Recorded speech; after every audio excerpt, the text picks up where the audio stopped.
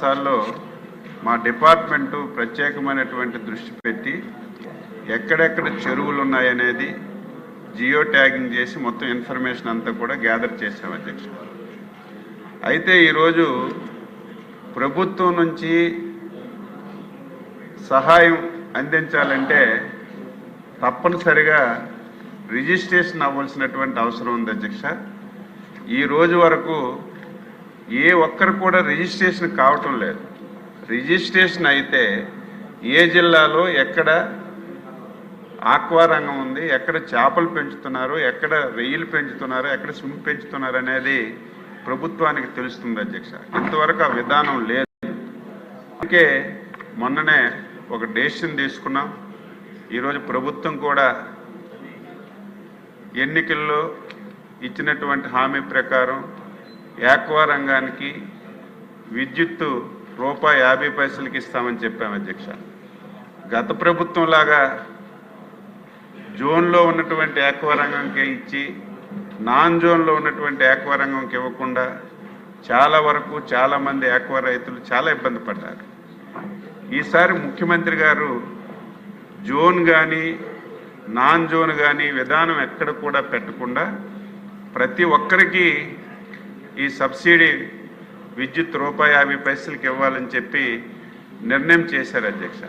అయితే దీని మీద ఒక బాధ్యత ఉండాలనే ఉద్దేశంతో తప్పనిసరిగా ఎవరైనా సరే రొయ్యల చెరువులు తవ్వినా, స్వింపు చెరువులు తవ్వినా, చేపల చెరువులు తవ్వినా తప్పనిసరిగా రిజిస్ట్రేషన్ చేసుకోమని చెప్పి ఈ యాక్ట్లో ఒక నిబంధన పెట్టాం అధ్యక్ష.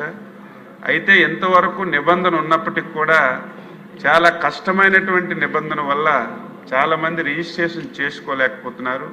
ఇప్పుడు ఈ యాక్ట్లో ఆ రిజిస్ట్రేషన్ విధానం చాలా సింప్లిఫై చేసి ఈరోజు ఈ యాక్ట్లో పొందుపరిచాం. కాబట్టి మీ ద్వారా ఎవరైతే ఆక్వా రంగంలో ఉన్నటువంటి రైతులందరికీ కోరుతున్నాను, మీరు ఇమీడియట్గా రిజిస్ట్రేషన్ చేయించుకోండి. రిజిస్ట్రేషన్ చేయించుకున్న వెంటనే ఏదైతే ప్రభుత్వం చెప్పిన విధంగా ₹1.5కి విద్యుత్ ఇచ్చే కార్యక్రమం చేపడతాం. ఇది సింప్లిఫై చేశాం. దీన్ని చేసుకోమని చెప్తూ ఈ బిల్లులో అది కూడా పొందుపరిచాం అధ్యక్ష. అదేవిధంగా ఒక 20% ఎవరు రిజిస్ట్రేషన్ చేసుకోగంటున్నారు అధ్యక్ష, వాళ్ళకు కూడా ఒక అవకాశం ఇచ్చాం. వాళ్ళు కూడా ఒక 50% లేట్ ఫీజుతో ఈ బిల్లులో అవకాశం కల్పించాం. అది కూడా ఉపయోగించుకోమని చెప్పి ఈ సందర్భంగా తెలియజేస్తున్నాను. ఇప్పటి వరకు ఆక్వాకల్చర్ బిజినెస్ ఆపరేషన్ లైసెన్స్ జీవితకాలం మనకి 1 సంవత్సరానికి తగ్గించడానికి బిల్లులో పెట్టాం. అదేవిధంగా ఆక్వాకల్చర్ లైసెన్సులు 1 సంవత్సరమే ఉంది బిల్లులో ఇప్పటి వరకు. దీన్ని 5 సంవత్సరాలు తగ్గించడానికి పెట్టాం. అదేవిధంగా ఈ కొన్ని పదాలు అధ్యక్ష, టెర్మినాలజీలో కొన్ని పదాలు తేడాగా ఉన్నాయి. అందులో మీకు సీ ఫుడ్ అనే పదం ఉండేది, దాన్ని సముద్రపు ఆహారాలని ఒక మార్పు చేశాం.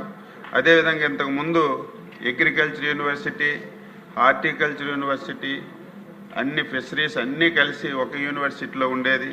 ఈరోజు మనం యూనివర్సిటీలు విడదీశాం. కాబట్టి గతంలో వెటర్నరీ యూనివర్సిటీ డీన్ సభ్యుడిగా ఉండేది, ఇప్పుడు సపరేట్గా ఫిషరీస్ యూనివర్సిటీ వచ్చింది. కాబట్టి ఫిషరీస్ యూనివర్సిటీ డీన్ సభ్యుడిగా ఆ పదాన్ని కూడా మార్చాం. ఇవన్నీ ఈ చట్టంలో పొందుపరిచాం. మళ్ళీ కోరుతున్నాను, ఎవరికైనా సబ్సిడీ ఎలక్ట్రిసిటీ రాలేదంటే ప్రభుత్వం పొరపాటు కాదు.